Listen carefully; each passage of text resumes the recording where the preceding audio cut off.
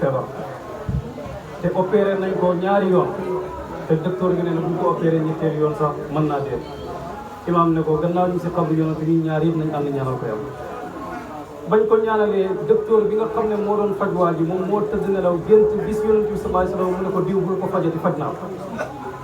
docteur bi ba mu xëyee rek mu oolu waa ji ñëw mu seet ko fekkatu si moom benn feebar te loolu yàlla ko ko defalee rek si barke imam Xasan Si radiyallahu anhu nga xam ne tey yàlla ñi dimbale ñi ngi màggalee fi yonent bi sallallahu alayhi wasallam comme li fii si Kaolack nga xam ne bàyyi fu mu mas a dem rek Kaolack lay dellu si wa Kaolack tad'u qad abanta bi xaala nga xam ne lum sori sori comme li honkooga li bankooga jaa qadimukum yuwaalidaka al asfara wa huwa atala nga gis ne muy honkoog muy bankoog yëpp ba mu fa demee nu wax jaa qadimukum yuwaalidaka al asfara wa atala moom yonent bi sallallahu alayhi wasallam rek moom la mas a nekk di bëkk di gëm ci lépp ba ca laahoor bi laahoor bil hindi qadim iman masiri ilal mawla qad jalla jalala laahoor ba mu fa demee seen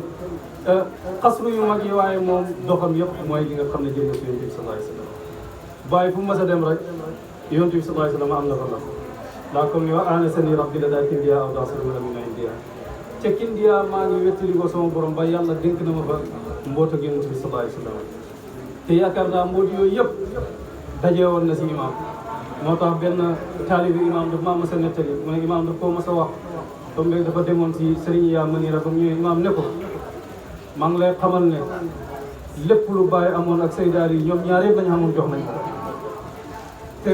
terewul tamit ak góorgóorlu ko ko ndax guddi gi tey ku fi toog rek da nga fàttaliku imaam ngir fàttaliku gi ñuy fàttaliku yonent bi sallallahu alayhi wasallam te bëgg ko dëgg-dëgg mooy bëgg yàlla comme ni saydaar yi waxoon rek ñun ba ñuy bëgg bàyyi rek la ñu war a bëgg bu ñuy utit bàyyi rek la ñu war a ut mu ne sëriñ ku ko bëgg yàlla dëgg nga bëgg waaye imaam it ku ko bëgg dëgg yàlla nga bëgg te comme sëñ Alaaji Cheikh doon wax rek mu ne imaam mos na koo wax ne ko man ku ma defal teraanga xaaruma ëllëg yawmal qiyaama fii laa la koy fay te am naa si si yonent bi sallallahu alayhi wasallam moo tax ñu ngi ñaan yàlla toogaay bi yàgg na haaju bu fi nit mën ci am bu duur mooy yàlla yàlla na ko yàlla fay yal na yàlla feesal ndoxo yeeg addina feesal xol yi ak yàlla am na lu ëpp bëgg-bëgg yal na yàlla jox ñu lu ëpp bëgg-bëgg ku fi ñëw ak tawat yal na ko yàlla saafara ku fi ñëw ak haaju bu mu mën ci doon bu duur mooy yàlla yal na ko yàlla fay te yal na yàlla feesal si ndoxo yeeg addina feesal si xol yi ak yàlla te may ñu ay milliards yu ñu liggéey lee Mawlana Cheikh Ibrahim lépp lu ñu yàlla jox ci alali àddina yàlla bu mu àgg suñu xol yi moom lu duur yàlla rek yàlla bu ci nekk ci barke yonent bi sallallahu alayhi wasallam barke Cheikh Tidiane barke Baye radiyallahu anhu barke Imam Hasan Cissé radiyallahu anhu allahumma salli ala sayyidina Muhammad wa sallam